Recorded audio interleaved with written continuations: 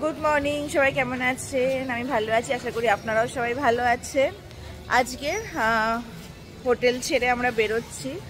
আমরা যাব আর একটু লাইট হাউসের দিকে, ওখানে একটা হোটেল বুক করা আছে সেখানে। চলুন তাহলে যাওয়া যাক। একটা অটো ডাকা হলো, অটো বললো 150 টাকা নেবে পরের হোটেলটায় যাওয়ার জন্য, কিন্তু তার মাঝখানে আমরা একটা জায়গায় দাঁড়াবো। সেটা হচ্ছে এই লাইট হাউসের কাছেই এই ক্যাফে কুকিজ রেস্টুরেন্টে। এদের নিজস্ব হোটেলও আছে, আর এই যে ক্যাফে কুকিজ তার থেকে কিছুটা গেলেই আমাদের হোটেল। তো আমরা প্রথমেই ঠিক করলাম, যেহেতু সকাল সকাল বেরিয়ে গেছি 8টায়, এখানে আগে আমরা ব্রেকফাস্ট করব। এটা আগেই ঠিক করা ছিল যে এখানে এসে ব্রেকফাস্ট করবো, কারণ এখানে কন্টিনেন্টাল ব্রেকফাস্ট পাওয়া যায়, তাও আবার রিজনেবল প্রাইসে। ফুড ব্লগারদের মুখ থেকেই শুনেছিলাম। তো এসে দেখলাম অ্যাম্বিয়েন্সটা সত্যিই দুর্দান্ত। কেন বলছি, চলুন একটু ভেতরে নিয়ে যাই আপনাদেরকে, তখন বুঝতে পারবেন যে কেন এটা বলছি। একদম সমুদ্রের ধারে, আর ওপরটা না কাঁচ দেওয়া, তার ফলে কি সমুদ্রটা এত সুন্দর দেখা যাচ্ছে। খেতে খেতে কিন্তু আপনি সমুদ্রটা ভালোই দেখতে পাবেন, দেখুন। আর ডেকোরেশনটাও কিন্তু ভীষণ সুন্দর। যদিও এটা কোনো পেড প্রমোশন নয়, এটা আমি জাস্ট গেছি, শেয়ার করছি। এখানে কিন্তু আসতেই পারেন, জায়গাটা খুব সুন্দর। বেশি দূর নাই কিন্তু, স্বর্গদ্বার থেকে 10 মিনিট লাগবে। আর এই যে আমাদের হোটেল, এখানকার জানলা থেকেই তুললাম। হোটেলে রেখে দিয়ে আসলেও হতো, কিন্তু সবার খিদে পেয়ে গেছে, আগে আমরা এখানে ঢুকে পড়লাম। সবাই বসেছি, আমরাই ছিলাম, আর যে বিশেষ কেউ ছিল তা না। গরমটা কিন্তু আজ সাংঘাতিক লাগছে, মনে হচ্ছে কখন গিয়ে হোটেলের মধ্যে ঢুকবো। পরে শুনেছিলাম এই কটা দিনই আমাদের কলকাতায় ভীষণ বৃষ্টি হয়েছে, কিন্তু এখানে কিন্তু সেরকম বৃষ্টি আমরা পাইনি। ওয়েদার কিন্তু ভালোই পেয়েছি, আর আজকে তো বেশ চড়া রোদ। আজকের যেহেতু বাবুর জন্মদিন, সেহেতু আজকের ব্রেকফাস্ট, আজকের খাওয়া দাওয়া সবটাই ওরই ঘাড়ে। ওই আমাদের খাওয়াবে, ওর জন্যই আজকের পুজো দিতে যাব পুরীর মন্দিরে। এই দেখুন মেনু কার্ডটা রইল, কি রিজনেবল প্রাইস, মাত্র 189-এ আপনি এতগুলো আইটেম পাবেন। অনেক রকম আইটেম আছেন, দাঁড়ান আপনাদের সবটাই শেয়ার করব। ঠিক অনেক দিন ধরে প্যানকেক খাবে খাবে বলছিল, তো এখানে প্যানকেক পাওয়া যায়, বিভিন্ন সালাড পাওয়া যায়, বিভিন্ন মিল্কশেক পাওয়া যায়, ফ্রুট জুস। এখন সব কিছুই আপনি পাবেন ব্রেকফাস্টের। রাতের বেলায় আবার এদের মেনু চেঞ্জ হয়ে যায়, তখন অন্য কিছু পাওয়া যায়। কিন্তু আমরা এখানে ব্রেকফাস্টের কথাই খুব শুনেছিলাম বলে ব্রেকফাস্টটাই করতে আসলাম। এই যে চলে এসছে ব্রেকফাস্ট প্ল্যাটার, দেখতেই পাচ্ছেন। ব্রাউন ব্রেড রয়েছে, cheese omelette, sausage, chicken salami, roasted tomato, fresh vegetables, mash potato, আর ছিল বেকড বিনস। এই পুরো প্লেটটার দাম ছিল 189। আমরা 2 রকম প্ল্যাটার নিয়েছিলাম, এইটা একটা, আর একটা প্ল্যাটার নিয়েছিলাম এইরকমই, একটু ডিফারেন্ট। মুখের সামনে এত সুস্বাদু খাবার পেয়ে বেশিক্ষণ ওয়েট করতে পারিনি, সবাই ঝাঁপিয়ে পড়ে খাওয়া দাওয়া শুরু করে দিয়েছি। এখনও আরও একটা প্ল্যাটার আসতে বাকি, আর মিঠির জন্য অর্ডার দেওয়া হয়েছিল প্যানকেকের আর মিল্কশেকেরও। সেটা যে কখন আসবে কে জানে, ওয়েট করছি। এই যে চলে এসছে, একই টাইপের, শুধু এখানে স্ক্র্যাম্বল এগ রয়েছে, আর মাশরুম আর সুইট কর্ন। তারপর চলে এলো আমাদের প্যানকেক। প্যানকেকটা বানানা চকলেট কেক, আর মিল্কশেকে নেওয়া হয়েছিল একটা স্ট্রবেরি মিল্কশেক, আর একটা নেওয়া হয়েছিল পাইনাপেল মিল্কশেক। সব কটা খাবারই কিন্তু দুর্দান্ত লেগেছে। এবার আমরা ওখান থেকে বেরিয়ে লাগেজ টানতে টানতে নিয়ে যাচ্ছি আমাদের পরবর্তী হোটেলে। রাস্তাটা কেন খারাপ, মিঠি, মা আর বাবা চলে যাচ্ছে টোটোতে করে, আর আমরা যাচ্ছি হেঁটে, একটুখানি, বেশি দূর না। এই যে চলে এসছি আমরা হোটেলের সামনে। এইটা হোটেলের রিসেপশন। ঘড়িতে তখন বাজে 10টা। আমাদের ইচ্ছা ছিল যে আমরা হোটেলে সমস্ত কিছু রেখে দিয়ে তারপর যাব সুইমিং পুলে চান করতে। এই হোটেলে আবার সুইমিং পুলও আছে, কিন্তু এসেই শুনলাম লিফট খারাপ, তাই জন্য একতলাতেই যদিও ছিল ঘর, তো আমরা হেঁটেই উঠলাম লাগেজপত্র নিয়ে। অবশ্য লাগেজপত্র অন্যরা বয়েছে, আমরা হেঁটেই উঠেছি। বাবাকে নিয়ে একটু মুশকিল, কিন্তু একতলা বলে বাবা পেরেছে। বাথরুমটা এরকম, ঢাকা দেওয়া কেন, আচ্ছা কিছুই নেই সেরকম। ডাবল বেড, আর এই দিকে রয়েছে একটা ব্যালকনি। ঘরটা খুব সুন্দর, ওয়েল ডেকোরেটেড। আর এদিকে সেরকম কিছু ভিউ নেই, কিন্তু একটা ব্যালকনি রয়েছে, আর রয়েছে এই কাঁচের দরজাটা। ঘরটা কিন্তু অনেকটাই বড়। এখানে রয়েছে ইলেকট্রিক কেটল, চায়ের সরঞ্জাম, টিভি খুলে মা বসে গেছে, স্টার জলসায় অনেকদিন সিরিয়াল দেখা হয়নি। যাই হোক, চলুন এবার আমরা আস্তে আস্তে যাচ্ছি ওপরে সুইমিং কস্টিউম পরে। একদম টপে রয়েছে সুইমিং পুলেদের। চলুন, একদম টপে এসেছি। বাহ, এখানে বসার জায়গাটা তো ভারী সুন্দর। এখানে বসে সত্যিই সারাটা দিন কেটে যাবে, আর সমুদ্রটা সামনে থেকে অসাধারণ লাগছে। সামনে কতটা ফাঁকা জায়গা। এবার থেকে ভাবছি যখন পুরীতে আসবো এই লাইট হাউসের দিকেই থাকবো। স্বর্গদ্বারের দিকটা এত ভিড় যে ভালোই লাগে না। আর এই হচ্ছে ছোট্ট সুইমিং পুল, আমাদের জন্য যথেষ্ট। বাহ, ওখানে কি সুন্দর ফুলগুলো ফুটে রয়েছে। চলুন একটু সামনে থেকে গিয়ে দেখি। কি সুন্দর রং মিলিয়ে মিলিয়ে ফুলগুলো রয়েছে, দারুণ দেখতে লাগছে কিন্তু, তাই না বলুন? ওপাশে একটা বুদ্ধের মূর্তি রয়েছে আর দুটো চেয়ার রয়েছে। সুইমিং পুল তো দেখলেন ছোটোর ওপর, কিন্তু বেশ সুন্দর, খুবই ছোট। তবে জলটা বুঝতে পারছি না কতটা কেমন কি গভীর। কি রে মিঠি, কতটা গভীর মনে হচ্ছে? মিঠি দাঁড়িয়ে দাঁড়িয়ে চিন্তা করছো কি করে নামবে জলে। একটু নিরিবিলি আর হোটেলের উপরে তো, তাই একটু অন্যরকম মনে হচ্ছে। দেখি তবুও নামবো তো বটে। আর সামনে দেখলেন তো সমুদ্রের ভিউটা কি সুন্দর। এবার এতক্ষণে একটু ভালো লাগছে।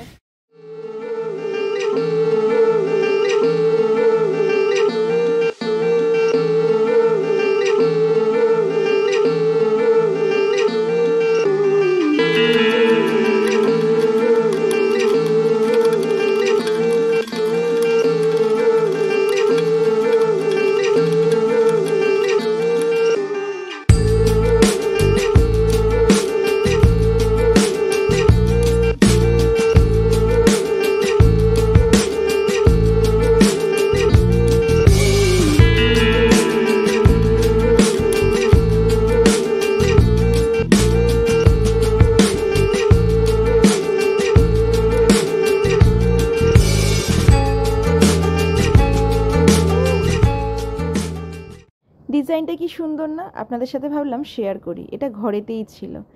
চান টান করে তো বেজায় খিদে পেয়ে গেছে। প্রথমে ভেবেছিলাম যা ব্রেকফাস্ট করেছি এ বোধহয় আর খেতে লাগবে না, কিন্তু চানটা করার পর মনে হচ্ছে সুইমিং পুল অতক্ষণ বিশেষ করে কাটানোর পর একটু পেটটা বোধহয় চনচন করছে খিদেতে।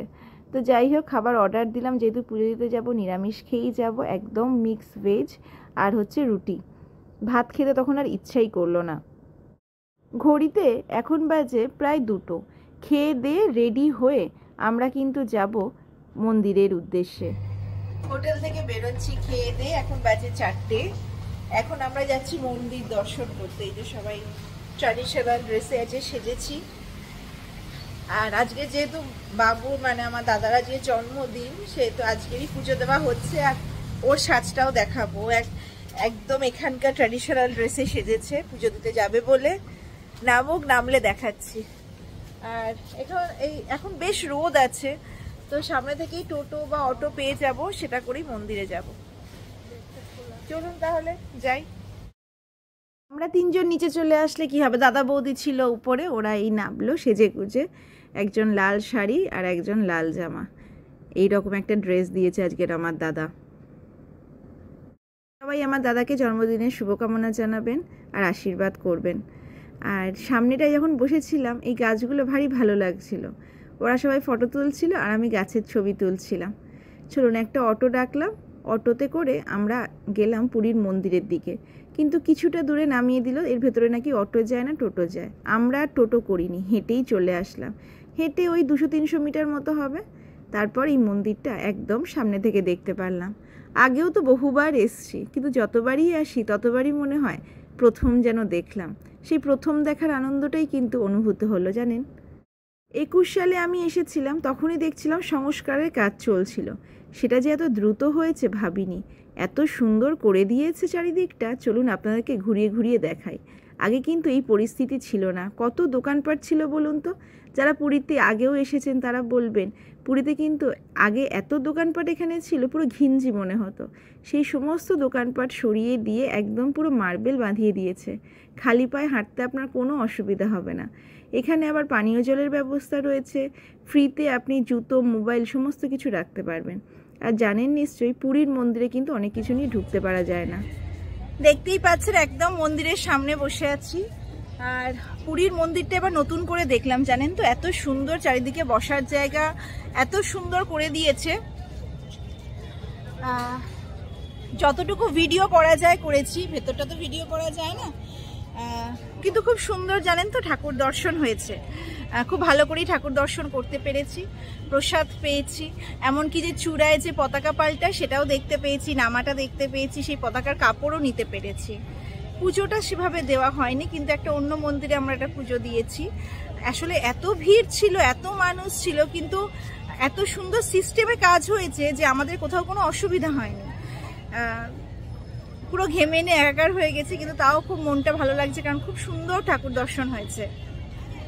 আর এই বেরিয়েছি, একটু বসেছি, সবাই একটু ফটো তুলছে, আমিও একটু এসে বসলাম।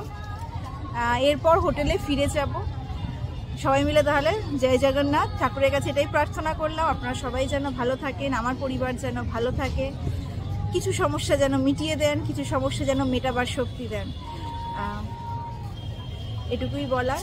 আপনারা যারা আমার ব্লগ দেখছেন তারা মন্দির দর্শন করে ভগবানের উদ্দেশ্যে কিন্তু নিজেদের মনস্কামনা জানাতেই পারবেন। ঠিক আছে, এইবার আমরা বাড়ি চলে যাব মানে হোটেলের ঘরে যাব, একটু ড্রেস চেঞ্জ করে হয়তো পরে বেরোতে পারি। চলুন, দেখা হবে এরপরে। চারিদিকটা আলোতে এত ঝলমল করছে, কি বলবো, কতজন এখানে বসে আছে, গল্প করছে, ছবি তুলছে, আর সাজানো গোছানো তো বটেই। কতজন এখানে বসে বসে ধ্যানও করছে। এই যে আমরা বসে আছি এখানে, কত মানুষ দূর দূরান্ত থেকে আসে, এসেই চলে যেতে পারে না, তারা এখানে বসে রেস্ট নেয়। বাহ, এই জায়গাটাও দেখুন কি সুন্দর। কিছুক্ষণ বসে থেকে হোটেলের পথ ধরলাম। বাবুর জন্য একটা ছোট্ট গিফট কিনেছিলাম কাল, সেটা দেব। চলুন।